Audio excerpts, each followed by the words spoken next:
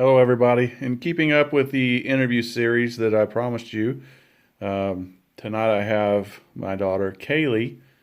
Hopefully, we can get out and about eventually and start interviewing people from the community because we're not locked down. But tonight, Kayleigh's going to bring the gospel through her life. And she is currently in seventh grade, and she wants to talk about when she was in fifth grade. And I can attest that was a rough year. So, Kayleigh, where do you want to begin? Probably where I thought that my fifth grade year was going to be the best year of elementary school because it was the last one and everyone just expects it to be like that, but it really wasn't what I thought it was going to be. Okay, so fifth grade year is your last year in elementary school. Some of our fifth graders are going through this right now. School's just been canceled, and they're not going to get to do like their final walk through the hallways and just some of the things that go along with your final year in a school. So you had all these expectations, and then the rug got pulled out from underneath you. So what was the first thing that you um, encountered? Um, by the second or third day of school, several kids had already been sent to the office and had detention, and they had already been missing recess and having sent lunch, and just not being able to do a lot of the things that we were supposed to be able to do on the daily. It was a not so good start of the year. So it was a rough start.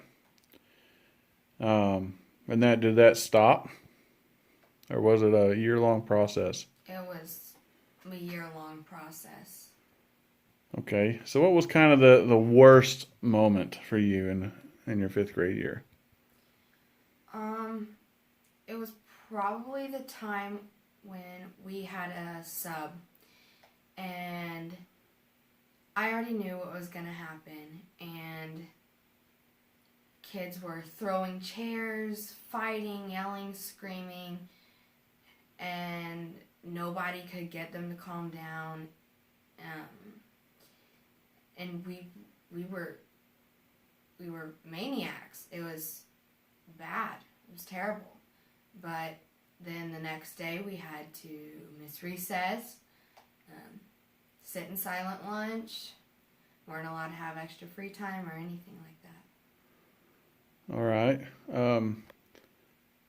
So how did you get over that? I didn't really. My anxiety got the best of me. And, but throughout the day, I would just block everyone out to get over it and just talk to the people I could trust and the people who weren't going crazy and everything. Did you do extra time? I mean, did you find yourself spending extra time praying and asking God to help you through that? Yeah, every night, I would pray for the specific kids that I wanted to get better because I knew it wasn't going to change unless someone prayed for them.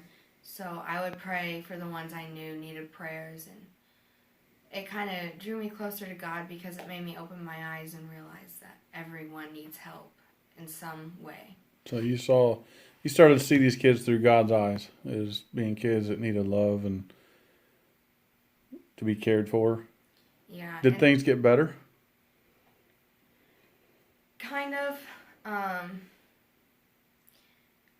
I wouldn't necessarily say they were great, but after I started praying and I started telling my friends, hey, if we pray, it will probably get better. They were calming down, and it was mainly just a few kids here and there fighting or whatever. We're just talking in class and we were going crazy. But it wasn't to the point where nobody could stand to be in the room. Okay. So in the fall of your fifth grade year, you had all this stuff going on, but we also had a change in our own household with now JD moving in. How did that affect you? Um, it definitely added a lot more pressure because I felt like I had to be a good big sister, and while I was going through all this, and so I went to God and I was like, hey, I need help. I don't know how to do this, with everything going on at school, and he just moved in, and I knew he needed the same love some of the kids at school did, and I started praying that we could draw him close to God, and he's come a long way with all of that. He has. You've been instrumental in that, along with your other brothers and sisters. So, 6th grade started, right? Let's fast forward to 6th grade. And did you notice a difference in those kids? You may not have had classes with them anymore, but did you notice a difference in how those kids acted? I did,